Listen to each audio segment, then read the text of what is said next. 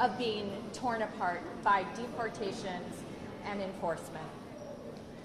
When we say all children, we mean the estimated 32,000 children who live with one undocumented parent or family member. All of them are at risk.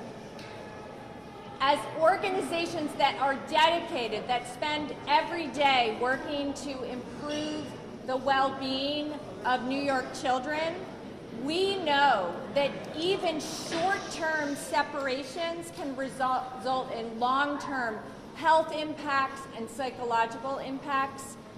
We know that detention and deportation of a family member can cause families to experience significant income loss and financial insecurity with tremendous impacts for children.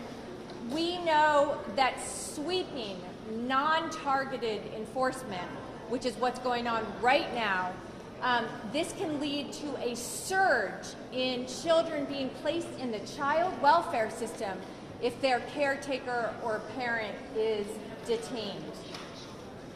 We shouldn't have to have this conversation, but we do, and we need New York to stand up this year, not wait for sort of the bottom to fall out, to stand up right now and pass New York for All. We only have a week and a half. We have very little time left. Days. We have days left in this session. We cannot wait until next session. Families are going to be hurt right now. Families are being hurt right now.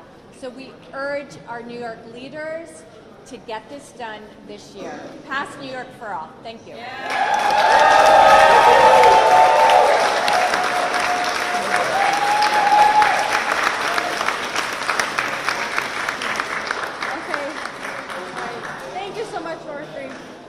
Now I'd like to invite our last speaker, José Pineda, Director of After Incarceration. Me gustaría invitar a José Pineda, Director de Después de Ser Encarcelado. I'm going to keep it short so that we can march and make some noise and stomp our feet and make sure we can up with liberation and action and not just in words. But I want to share with you a quick story of something that happened to me on May 8th. On May 8th, the Department of Correctional Services created a raid on my residence and detained me for 7 days with no legal justification. They got a judge to order my release, and they denied releasing me for 2 additional days. Now, when I got out of prison or got out of jail and I tried investigating, how could this possibly happen? I learned that my identity was run through the New York State identification system while I was incarcerated. The question is, why is parole picking up law-abiding people who are on community supervision, placing them in detention without a legal basis, and running their identity through the New York State identification system? I don't know the answer to it, but what I do know is that there's collusion happening in our conservative counties right now. We can sit here and act like we're a liberal blue state, but there are conservative judges and conservative Republicans in counties like Dutchess County, where I am from, that will not abide by the law. They will look at you and they will look at your name and they will detain. A Latin name should not be enough to detain, right? A Latin name should not be enough to detain. Now, this is not necessarily the issue through which I feel called to spend my life energy. I fight for people who have gone through incarceration. I fight for families who have been impacted by violence, particularly state violence. And what we see now out in the open is what has been happening to marginalized communities of color in this country for decades. COINTELPRO has been snatching black mothers off the street since 1980. They've been poisoning our neighborhoods, poisoning our wells, and having our children labeled as super predators so that they can kidnap them and take them out of our communities. What we see happening now live on TikTok all the time is something my community actually has some expertise in, because we've been resilient and have survived decades of incarceration for political reasons. So we urge the people who are fighting for immigrant rights, to link up with other historically marginalized groups in our fight for shared humanity. A New York for all is not just a New York for citizens and non-citizens. It's a New York for men, women, non-binary, all of the identities that people want to claim in this world. New York for all is bigger than any of us. And that's why I stand for New York for all.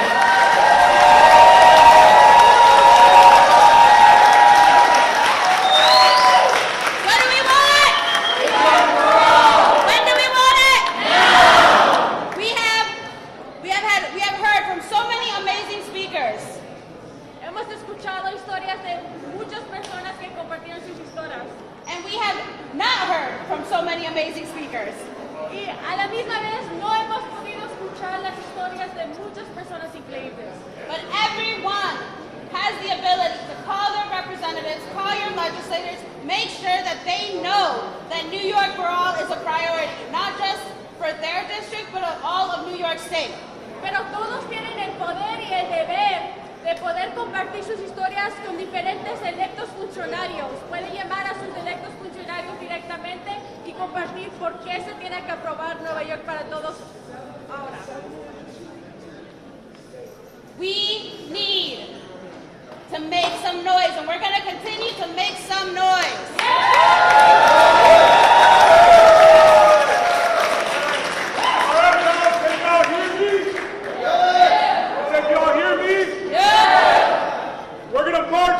Building, and we're going to march loudly out of this building, and we are going to chant, New York for all! New York for all! New York for all!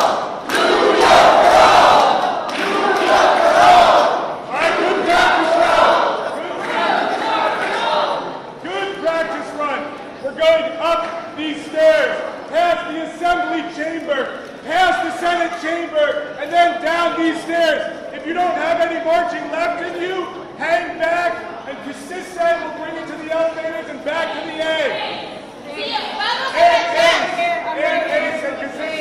Vamos a marchar para arriba, al lado de la Asamblea, al lado del Senado y de regreso afuera de este edificio. Si ya están cansados y ocupan descansar, quédense aquí y dos de mis compañeras los van a ayudar a llegar de regreso a nuestro cuarto de descanso. Pero vamos a marchar, vamos a hacer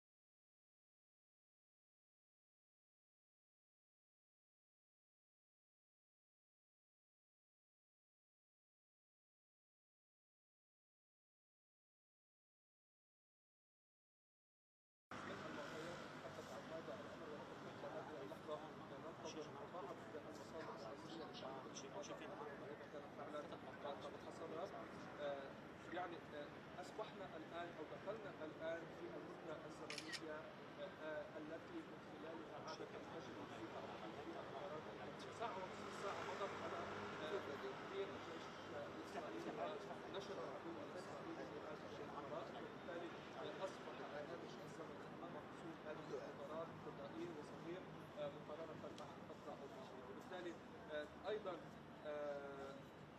إذا يمكن أن نتحدث الآن بحسب المعطيات أن بالفعل الجيش اللبناني دخل إلى أحد المباني في حي الأمازون.